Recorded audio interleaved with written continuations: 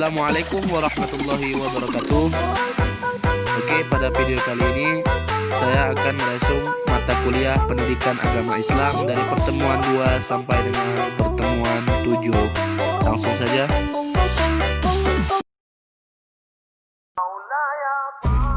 Alhamdulillahi rabbil alamin, wassalatu wassalamu ala asrafil anbiya'i wal mursalin sayyidina Muhammad wa ala alihi wa sahbihi ajma'in. Amma ba'd. Saya Faisal Mufid, mahasiswa STEM Bandung. Pada video kali ini saya akan menjelaskan resum materi tentang Ma'rifatul Insan dari pertemuan 2 sampai dengan pertemuan 7. Ma'rifatul insan terdiri atas 2 kata, yaitu ma'rifatul dan al-insan. Al-ma'rifah artinya mengenal, sedangkan al-insan artinya manusia. Jadi secara istilah, ma'rifatul insan adalah pengenalan ataupun mengenal jati diri manusia itu sendiri. Dan yang pertama yaitu ta'rif al-insan, yaitu mengenali diri manusia itu sendiri dengan secara benar.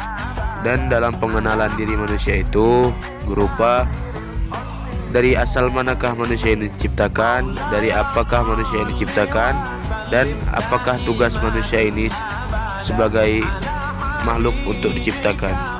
Pada dasarnya manusia diciptakan dari tanah, yang dimana Allah meniupkan ruh sehingga manusia tersebut memiliki unsur-unsur diantaranya, yaitu hati sebagai organ yang paling vital untuk melaksanakan kegiatan, dan yang kedua yaitu akal yang berfungsi sebagai pengetahuan untuk melakukan sesuatu.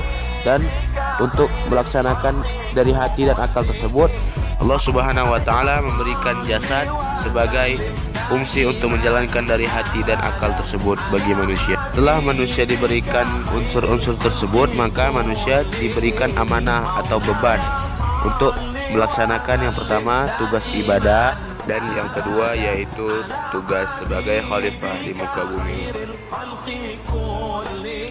Ketika manusia telah melaksanakan tugasnya, maka manusia tersebut akan mendapatkan balasan sesuai dengan tugas yang diamanahkan kepadanya.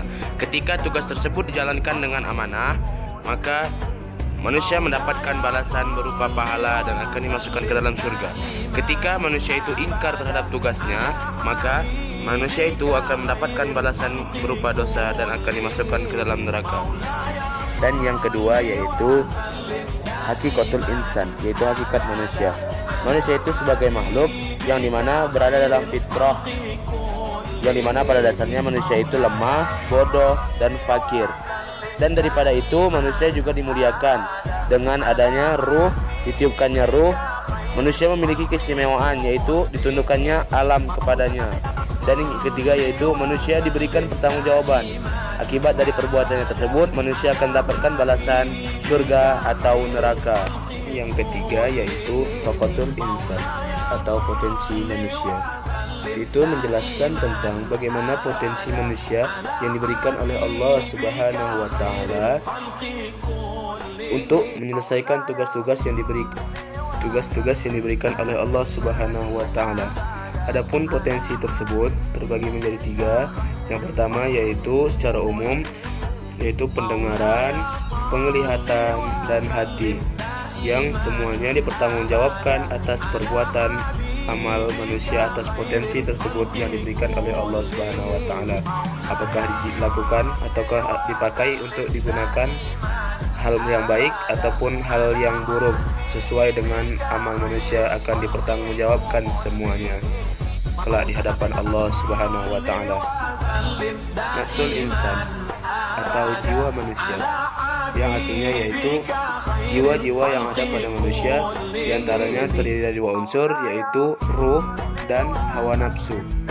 Oleh karenanya, ketika ruh lebih tinggi tingkatan daripada nafsu, maka manusia tersebut akan menjadi manusia yang mulia. Ketika hawa nafsu lebih tinggi daripada ruh, maka manusia tersebut lebih hina daripada hewan atau binatang. Pada dasarnya, nafsul insan atau jiwa manusia terbagi menjadi 3. Yang pertama yaitu nafsul mutmainnah, yang artinya jiwa yang tenang, di mana ruh mendominasi hawa nafsu, sehingga pada jiwa ini cenderung untuk berzikir dan selalu mengingat Allah agar terhindar dari hal-hal kemaksiatan. Yang kedua yaitu nafsul lawamah, yaitu jiwa yang menyesali dirinya, di mana antara ruh dan nafsu, hawa nafsu saling tarik menarik sehingga terjadilah penyesalan diri terhadap manusia tersebut. Dan pada dasarnya manusia tersebut selalu menggunakan logika dalam untuk memutuskan suatu perkara atau suatu hal. Yang ketiga yaitu nafsul amarah bisu, di mana pada jiwa manusia didominasi oleh hawa nafsu daripada ruh, sehingga pada jiwa ini sering berorientasi pada syahwat. Dan pada jiwa ini selalu mendorong manusia untuk melakukan kemaksiatan ataupun kejahatan yang sifatnya dilarang oleh Allah Subhanahu wa taala dan dapat merusak diri manusia tersebut. Dan yang kelima adalah sifatul insan, yaitu sifat manusia. Sifat manusia yaitu sesuatu yang melekat pada diri manusia ketika ia lahir sampai dengan ia wafat, yaitu sifat manusia berbentuk perbuatan ataupun tingkah laku. Dalam sifat manusia, Allah Subhanahu wa taala mengilhamkan dua jalan, yaitu jalan takwa dan jalan fujur.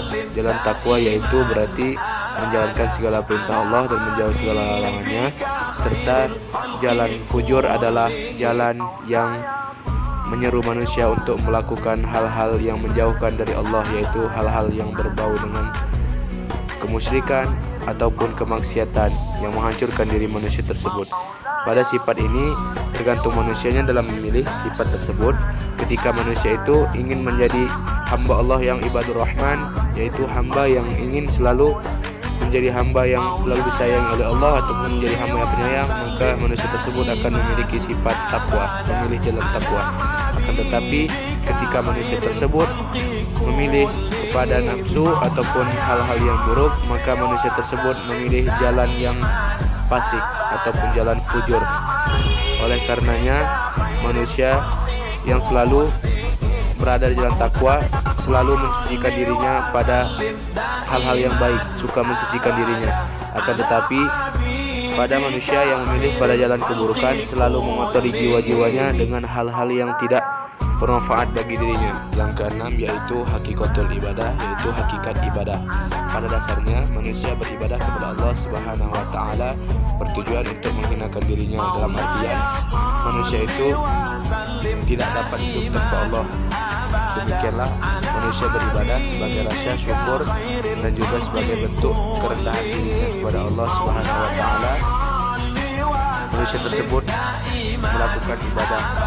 Oleh karenanya hakikat ibadah pada manusia itu adalah untuk merendahkan dirinya sendiri. Akan tetapi pada dasarnya dari kerendahan tersebut Allah Subhanahu wa taala memuliakannya dikarenakan sifat manusia tersebut yang suka merendahkan diri kepada Allah Subhanahu wa taala.